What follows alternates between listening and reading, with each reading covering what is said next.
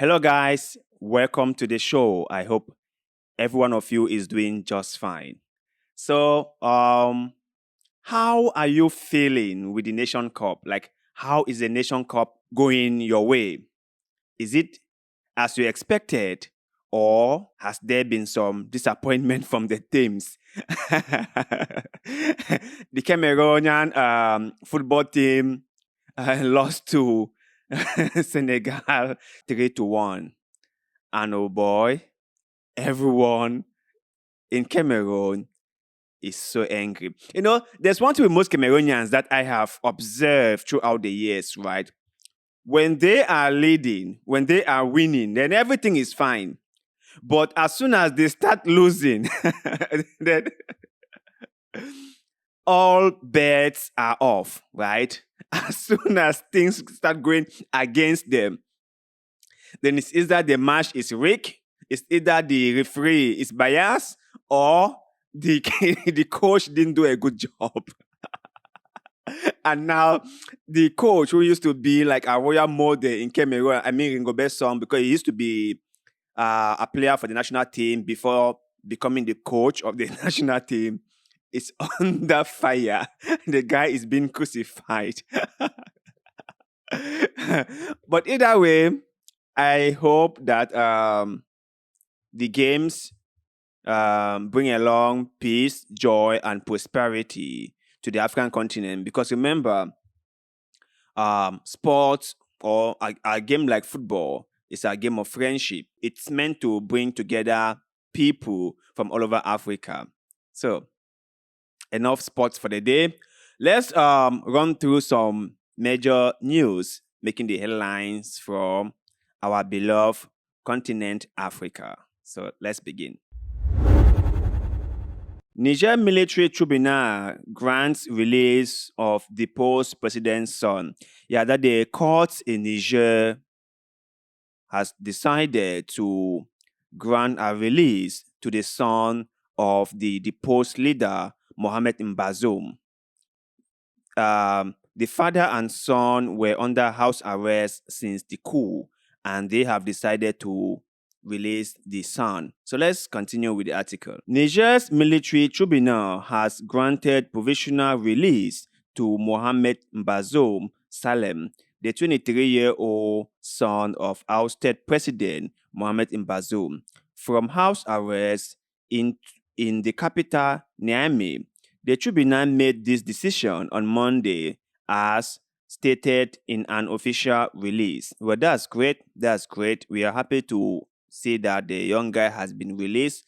I do not know how involved he was with his father's presidency, but the fact that they had to hold him under house arrest means that maybe he was so much involved, like he was a threat to the military junta, and they had no choice but to put him under house arrest. I am not in support of that, but given the current situation, I try to be understandable. So, Salem had been under detention at the presidential residence along with his parents since the military coup that ousted his father in July. This coup, one of the 8 in West and Central Africa since 2020, faced widespread condemnation, resulting in sanctions from the Economic Community of West African States, ECOWAS. The international community also called for the release of Bazoum and the return to democratic rule.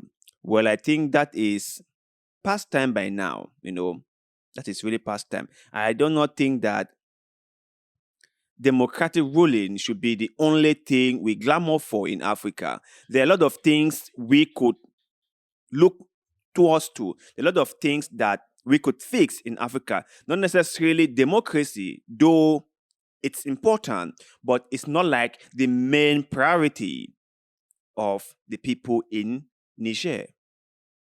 The military tribunal did not disclose the fate of Salem's parents in its statement. In a significant development, the ECOWAS Court of Justice declared last month that the detention of Bazoum's family was arbitrary and ordered the reinstatement of President Bazoum. The court's decisions are final and cannot be appealed. The junta now has 1 month to outline how it plans to execute this order, according to the lawyers involved in the case. Well, I don't think that is ever going to happen. There is no way that the junta in Niger will step down, just step aside, and then reinstate Mohamed Bazoum. And the reason I have always been in support of this coup in Africa, not because I personally love having military regime in place. No, I think the military belongs in the barrack. That is where they belong. But if you look at what is going on in Africa, especially West and Central Africa, if you look at how France has micromanaged all these countries, if you look at how the people in this country are suffering day in, day out, even though they have so much raw minerals that they could use to better up their lives, you would appreciate when military coups take place. Not just in Niger, but also in Mali and Burkina Faso. All these countries are the poorest in Africa, even though they have gold, copper, lithium, and so on and so forth. How can you even explain that? And the one that even gets me so annoyed and so disappointed is that Niger cannot boast of a constant electricity, but Niger produces a raw ingredient for electricity. France exploit and export this mineral to their home country, and they use it to create a lot of electricity for themselves and for the European Union. While Niger itself is in darkness. Do you think that is fairness?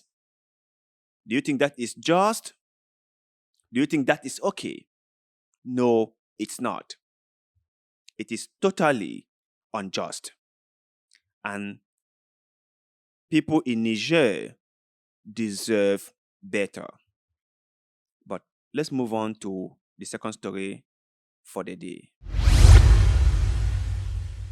Niger's prime minister initiates regional talks as prologue to inclusive national dialogue. Yeah, Niger is moving ahead to have like a national dialogue to bring the people together to discuss on what future they want for the country. You know, I love the whole approach of the inclusiveness, right? Everyone deserves a place to share their thoughts and opinion. Everyone has the right to have their thoughts and opinion heard by others. And I hope that this inclusive dialogue should be something that the people want, or should be something that the government want to do wholeheartedly. And the government should be willing to listen to the people, to listen to what the people have to say. Because I have seen this happen to other African countries where the government will call for a national dialogue, will create a platform for people to share their thoughts and opinion. And when the people do that, nothing happens. They come, they have a national dialogue, they table their complaints and worries, and the government take notes of every single thing. And after the dialogue is over, then there is no follow-up and nothing happens. Just a wastage of taxpayer dollar. But let's continue. In a significant move, Niger's Prime Minister Ali Mohammed commenced regional consultation on Monday in Azia, northern Nigeria. This marks the beginning of the inclusive national dialogue, a crucial step that aims to address various issues, including determine the duration of the transition initiated by the military following the coup in late July. In an address on Niger's national television, the head of the transitional government expressed the urgency of the national dialogue, emphasizing the need for those regional discussions to be consensuous and inclusive, The ceremony in Hajj saw the presence of officials from the Conseil National pour la Sauvegarde de la Patrie, members of the government, and traditional and religious leaders. Yeah, I think this is a very excellent thing. And Niger is facing a lot of infighting, like they fight each other like all the time. So having this national dialogue in another country and inviting these different fractions to join only goes ahead to show the good faith in which the military junta is trying to bring the country together. Remember, they are all Nigerians, right? And they will have to face Niger only by themselves. So let's just wait and see how everything will turn out. Let's move to the next story for the day.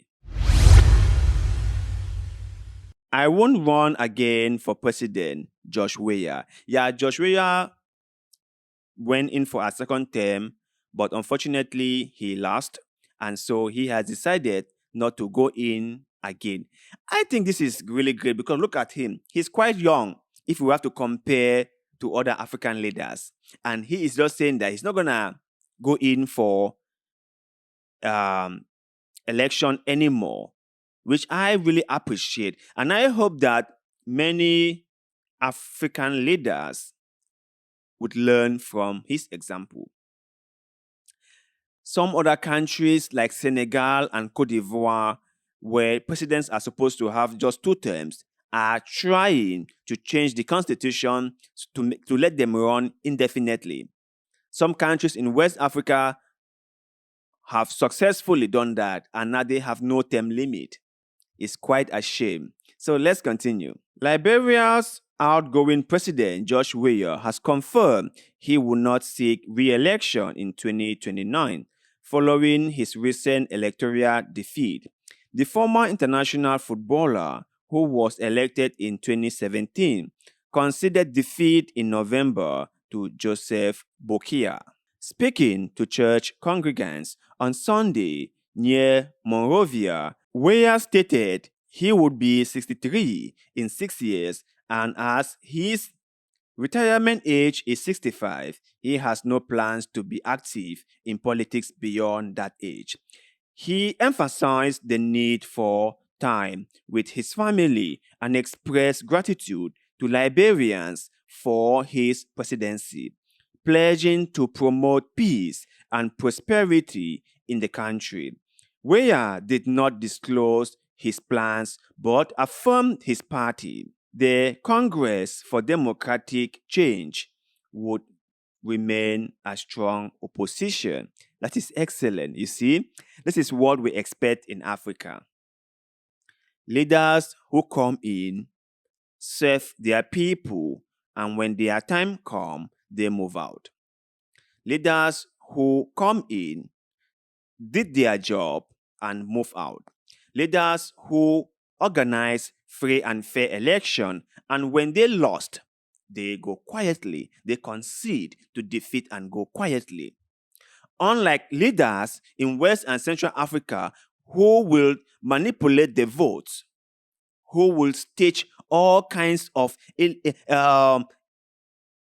illegalities just so they can maintain their grip on power. It's quite a shock. But I'm so happy that Josh Weah has realized that it's best for him to just move on and be happy with his life. Congrats to you, Josh Weah. Hopefully, future African leaders will emulate your example.